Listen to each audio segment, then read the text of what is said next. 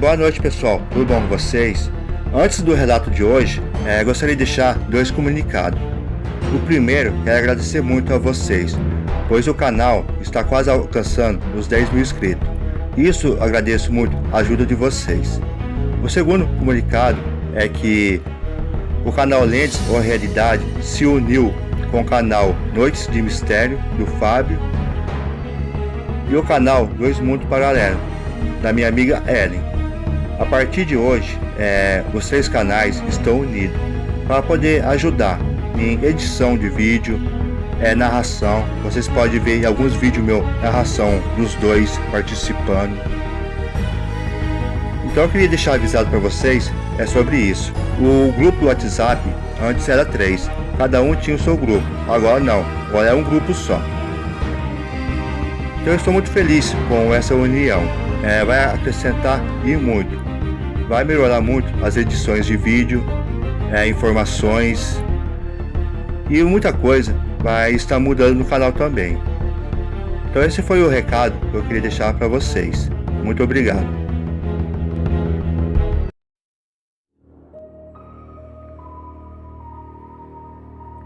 Boa noite, Luiz. O meu nome é Paulo.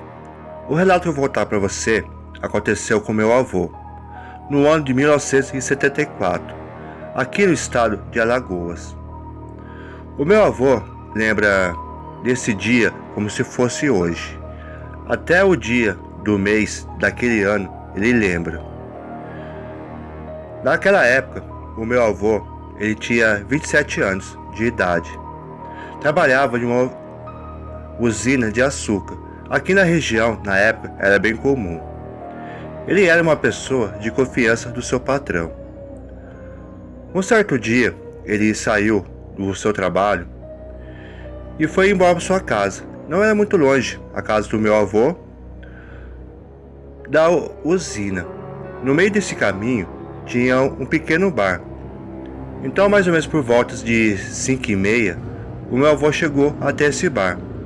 Lá cumprimentou os amigos e reparou que tinha um homem estranho naquele lugar. Ele não conhecia aquele homem. Então ele perguntou para os amigos quem era aquela pessoa. Então eles responderam para o meu avô que era um morador novo da região, estava morando em uma fazenda. Então meu avô deixou aquele para lá e continuou bebendo com os amigos. Passou algum tempo, ele foi embora para sua casa.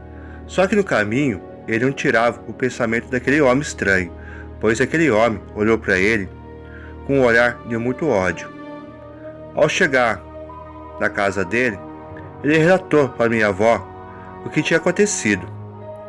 A minha avó, sabendo que o meu avô era fácil entrar em uma briga, alertou ele para não arrumar confusão e deixar isso para lá. O meu avô falou que não ia arrumar briga nenhuma. No dia 16 de setembro, o meu avô levantou, a minha avó já tinha feito o café, então ele tomou o seu café tranquilamente e foi para o trabalho. Chegou lá, trabalhou o dia todo, normal. Quando deu 5 horas, estava na hora de todo mundo sair. Então o pessoal arrumou suas coisas, tudo, e já estavam saindo. Só que deu um problema no maquinário que moía as canas. Então, como o meu avô era de confiança do patrão, ele ficou para poder arrumar. O pessoal foram todos embora, ele ficou lá arrumando. Por volta mais ou menos de 8 horas da noite, ele tinha terminado. Então ele pegou suas coisas e foi embora para casa. Começou a caminhar naquela rua de terra tranquilamente. Só que ele sentiu que alguma coisa estava seguindo ele. Estava com um pressentimento ruim. Ele sempre andava com uma faca na cintura. Então ele foi caminhando até chegar ao bar. Ele chegou lá, ele reparou que seus colegas estavam lá, mas aquele homem do outro dia que encarou ele com um olhar de ódio não estava. Mas meu avô nem ligou. Pediu uma cerveja e sentou com os amigos. Passado 10 minutos, aquele rapaz chegou. e ficou ali encarando meu avô. Só que meu avô, ele não deu muita atenção, continuou a conversa. Só que chegou um momento, ele se sentiu incomodado e foi tirar satisfação com aquele homem e perguntou para ele: tem alguma coisa errada comigo? Aquele homem calado. Então ele se levantou bem devagar e falou assim: vai embora, ou senão você vai se arrepender.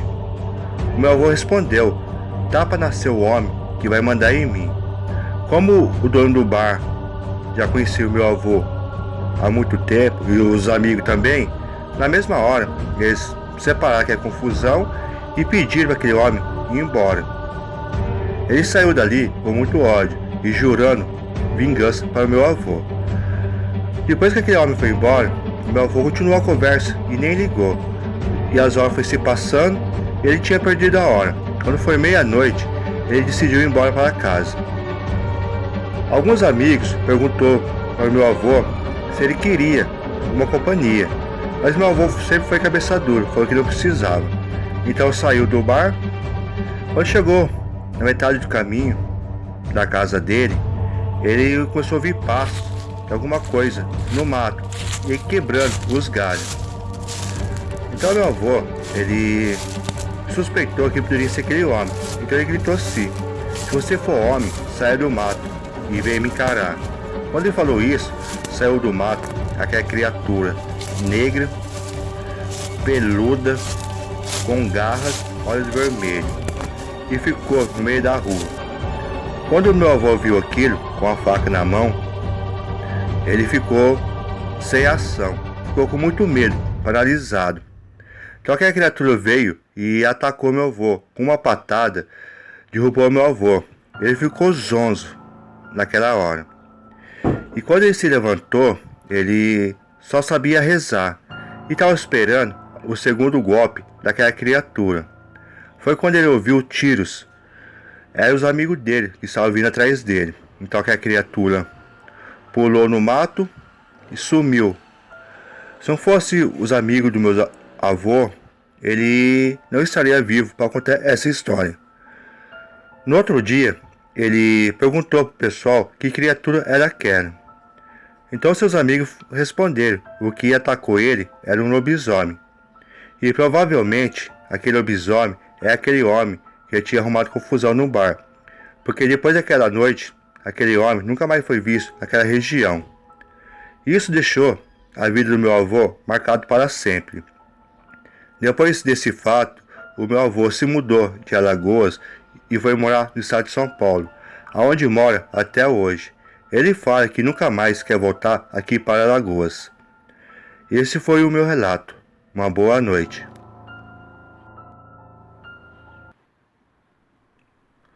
Boa noite, Luiz. O relato que eu vou compartilhar com você aconteceu no ano de 1979, na região serrana do Rio de Janeiro. Eu prefiro não citar o lugar exato, porque aconteceu com meu pai, na verdade com minha família. Então, meus pais são vivos até hoje. Então eu prefiro não contar o lugar exato. O meu nome é Cristina Lima. Vou completar 49 anos de idade. No ano de 1970, o meu pai conseguiu entrar na Marinha do Brasil. Isso foi uma bênção em nossas vidas, porque na época a nossa vida era muito difícil. Morávamos em uma casa de taipa, bem simples. Quando chovia, enchia de água até quase na metade da parede. Era uma vida bem difícil. Eu tinha um irmão mais novo de 4 anos. Pela Marinha, o meu pai conseguiu comprar uma casa em outra região. Uma casa boa, de 3 quartos, cozinha, sala, um quintal bem grande, bastante árvores frutíferas. A minha mãe chorava quase todos os dias, de muita felicidade. Isso foi melhorando a nossa vida. Passado o tempo, a gente morando ali, tudo estabelecido, a minha mãe fez amizade com a vizinha. Sua vizinha tinha 2 filhas e 3 meninos. Nós brincávamos muito naquela época. Eu tinha 9 anos de idade. Logo, meu pai fez amizade com o seu Joaquim, o pai daquela família. Na época, os dois tinham praticamente a mesma idade, 40 anos. Seu Joaquim falou pra gente que naquela região tinha lobisomem e não era bom ficar andando à noite. Eu fiquei com muito medo naquela época, muito medo mesmo. E os vizinhos sempre confirmavam essa história. Era uma região naquela época de muita mata e poucas casas. Seu Joaquim, ele tinha um cômodo na casa dele que tinha muita arma mesmo. Ele era considerado um bom caçador. No final do seu quintal tinha um galinheiro. As noites que era sossegada passou a ser noites de terror. Alguma criatura estava atacando o quintal de seu Joaquim. Seus animais estavam aparecendo mortos. E tiros eram ouvidos e gritaria. Um filho do seu Joaquim, na época tinha 11 anos, ele tinha uma cicatriz na perna. Por causa disso, ele tinha dificuldade de andar. E uma filha dele, de 16 anos, ela afirmou pra gente que viu um braço peludo com garras pelo vitrô do basculante, tentando pegar ela. Então, as noites tranquilas se passaram a ser noites de terror. Seu Joaquim, toda sexta-feira, ele se juntava com os caçadores e saía na mata atrás dessa fera.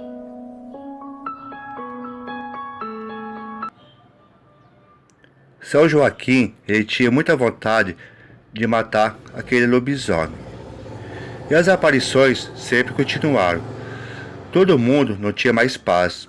Se passaram 6 anos nessas condições, a fé sempre aparecendo. Nessa época, o meu irmão já estava com 13 anos e sempre saía à noite para ir em festa de igreja ou aniversário de amigos.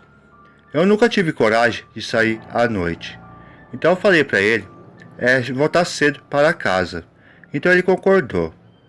Eu já estava deitada aquela noite quando ouvi barulhos na janela, batendo com força.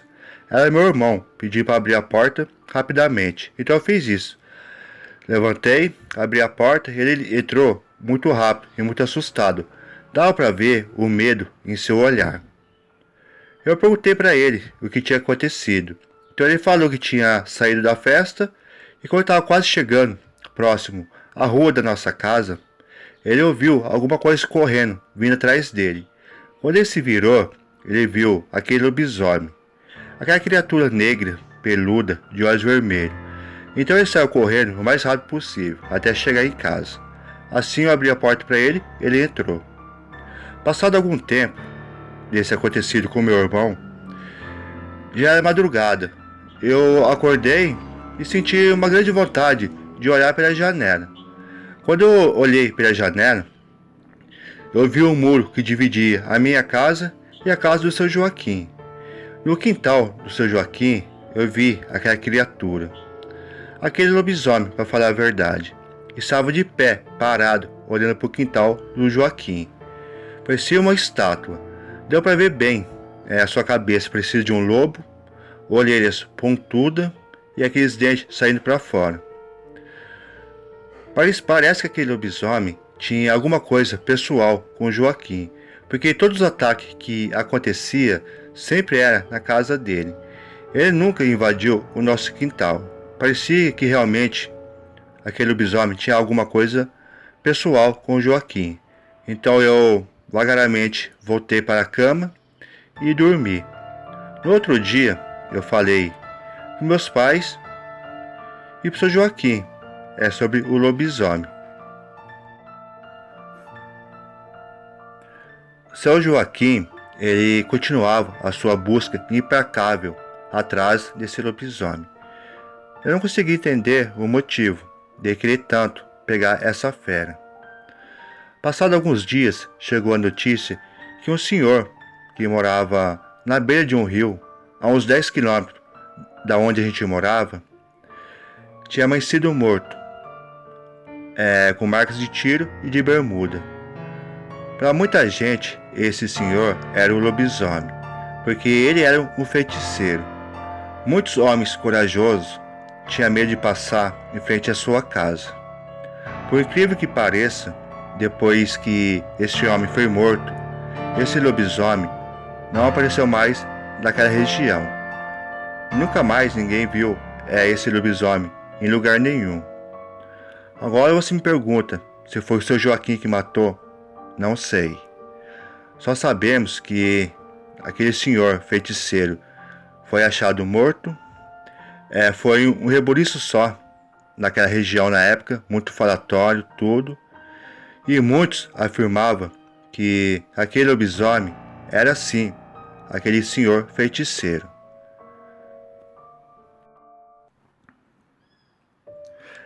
Luiz, eu fui até a casa da família do seu Joaquim. Ele ainda está vivo, hoje está com 90 anos. Eu conversando com sua filha Camila, ela me fez uma revelação bem interessante. Esse irmão dela que eu citei no relato, que tem uma cicatriz na perna e não anda direito, ele é bem escuro, pois os filhos do seu Joaquim são bem brancos e ele é bem escuro. Então ela me revelou que ele não é irmão dela de sangue. Então ela explicou como ele foi parar na família dela. Ela disse que o seu pai, o seu Joaquim, estava na mata caçando e ouviu alguém gritar socorro e gritando de dor. Foi na onde que ele foi e achou esse meu irmão. Estava muito ferido. Ele tinha mais ou menos na época de 4 a 5 anos. Então o pai dela, seu Joaquim, resgatou essa criança do mato e criou como se fosse um filho. Mas tudo indica que quando ele achou aquela criança, estava ali para ser sacrificada em um ritual de magia, provavelmente para aquele senhor que era feiticeiro. Como o seu Joaquim resgatou ele da morte, aquele lobisomem estava lá atrás de vingança, porque seu Joaquim salvou aquela criança, então ele queria aquela criança de volta. Então era isso, a perseguição daquele lobisomem à noite no quintal do seu Joaquim, que ficava atacando seus animais e fazendo aquela arruaça toda. Então o seu Joaquim, ele perseguia a fera para poder matar, porque ele sabia um vacilo dele ou alguém da família, aquele lobisomem ia se vingar. Então provavelmente aquele feiticeiro era o lobisomem e aquele feiticeiro ia matar aquela criança que o seu Joaquim salvou. Então isso explica tudo no relato, né? Porque o lobisomem só atacava o quintal da casa do Joaquim. Esse foi meu relato. Uma boa noite.